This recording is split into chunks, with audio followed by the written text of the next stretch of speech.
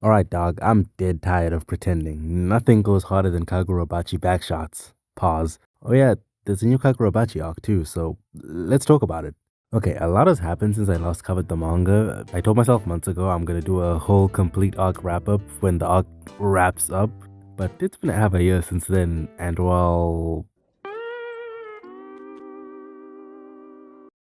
Now, you're lying if you think I'm about to give you a whole 7-minute recap of months of chapters, though. Who do I look like? Popular Toei animation TV anime One Piece? A fun fact though, I did work on the first draft of this video for a week and that was how it turned out to be, so I scrapped it. However, right now there's yapping to be done, so have no fear, Yapperman is here. Don't even worry about it, dog, I got you. This current arc, absolute cinema.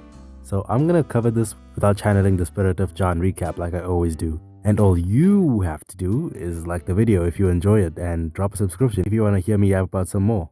Alright, so the arc we're on is called the Rakuzaichi arc probably, which I think is likely a reference to the auction event in the Kagurabachi universe that goes by the same name, theoretically speaking of course. Since I'm only going through the events themselves very briefly, I'm going to assume you've read the series already. And if you haven't, well, I don't know dog, what do you want me to do? Just read the manga I guess. Anyway, what is this Rakuzaichi thing I mentioned? Oh, I'm so glad you asked. See, because no one can be happy in this manga's setting, there's a whole black market auction that's not really all that private. A lot of things are sold there, from your weapons, to your people, to your god stuff merch. Oh, new cover art drop by the way. Okay, so let me be the first to tell you, I was the earliest investor in Hakuri coin. What's that terrible meme again? Just so you know, I was a Hakuri fan before it was popular. I been knew he was going to be this manga's version of Koichi from JoJo's Bizarre Adventure Peak is Unbreakable. He started off as well, buns. Brother could only do one thing, and actually I am lying right now, he couldn't do a single thing. The manga's right, this brother was ass from the jump. But he had heart though. In case it's not obvious from my last video, I really love these types of characters in these stories who aren't really all that strong, but they got heart, so Hakuri, he passes the vibe check. Another character that passes the vibe check is Kagari. In fact, throughout this arc, she clawed her way to become my favorite character so far. I don't trust myself to make bets and have favorite characters because they might not even survive the end of the arc. This fear comes after Sojo clutched the 6v1 against those other Kaminabi guys. But I have a feeling she's her. What tipped me off? Well, she has some main character in a shonen manga as characteristics. She's crazy about fighting, she's stubborn, she fought the protagonist to a standstill, insert asterisk. She's got a good moral compass, so if she dies, then I don't know, I'll finally finish Sword Art Online or something as punishment. So now her living is mandatory, my sanity hinges on her survival. She's being referred to as the Kaminabi's strongest fighter, which is an eyebrow-raising statement, because what are you talking about? If no one in the universe will believe in Mr. Azami, then to hell with it, I will. Because Azami and Chiba feel like they're on a completely different level. So for someone around Chihiro's level, probably, to be considered the strongest, well, I ain't buying it. Oh yeah, speaking of the strongest, you guys remember the Treeple who murdered Pops? Their leader pulled up in this arc, and now I'm even more interested in the Hishaku since he's looking like our overall big bad. This means we possibly have 2/3 of the group who put Pops on his shirt figured out. We already seen Akainu, and now we've seen Bro who looks like he's never slept a day in his life. Now all we're missing is the lady. I'm not thrilled about their collective sorcery being really sharp trees, but you take what you get I guess.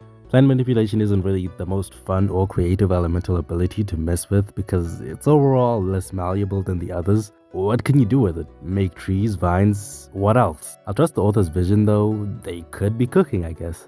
One bit of props I will give Eyebags though is that even before he was physically introduced, he's shown to be one with the anime brain rot because he asked the current arc's antagonist the age-old question, would you lose?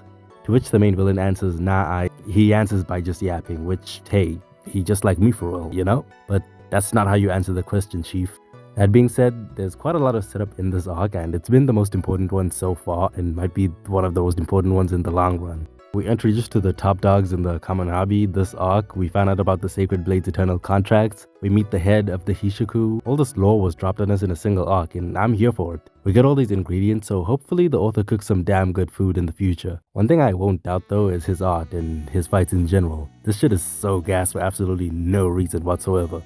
Chihiro and Shiba versus the Toe, absolutely sensational. The whole concept of Iso, the sorcery technique of the Toe, it actually complements the manga's choreography well. Who are the Toe? They're the arc antagonist's kids / his personal god. Iso is basically an ability that creates shockwaves, and while it's been used predictably as a projectile, I really enjoyed how Sawyer used it in his brief kerfuffle with Shiba. Using shockwaves to zip around in an aerial fight was pretty cool and an excellent application of this ability, and it's one of those moments I'd love to see animated, but that's for another day. But the best fight so far is Bar None Chihiro versus Kyora Sazanami. From the mind games leading up to the fight to Chihiro and Kagari's alliance to even Hakurui's awakening. Every bit of the auction hit like cocaine, dog. Not that I would know how cocaine hits. I'm not Pusha T, but you get what I mean. I enjoyed having Chihiro separated from N10 for like half of this arc, especially considering he gave it up for Hakurui's life early on, and right now Hakurui is paying him back in spades, or however the saying works. The move for Chihiro to not have his main weapon allowed us to see that it's not just Sacred Blade. He's got skills of his own too, considering he had to do all the fights in this arc leading up to this fight with a dying Sacred Blade against even a roided up sorcerer. And then his entrance into this fight was it was uncalled for levels of saucy, for absolutely no reason whatsoever. Using the remnants of Cloud Gouger to use one last May to destroy Kyora's attack and then nab N10 as the dust settles was it was too good. And the lightning descent calls back on the whole Mr. Inazuma thing from a few chapters back. I want to discuss the fight in a later video. It was part of the first recording for this video, I did, but I think I want to talk about it in detail on its own in the next video, so stay tuned for that. Now obviously the fight hasn't ended at this point, and I unfortunately do not have the Shanks future sight, so I will reserve my speculation for a later time. That being said, this is a genuinely really strong arc, and it really makes me hopeful that Kagurabachi is going in a great direction. If the future arcs are on this level or better, I will be very happy. And Kagari, she better make it to the end of the story, or so help me Takeru Hokazono, I will channel my inner JD legend and write you a strongly worded email. I am not playing, this is a threat. Alright, that's about it. Like if you like the video, subscribe if you think I'm cool, and I'll be seeing you later.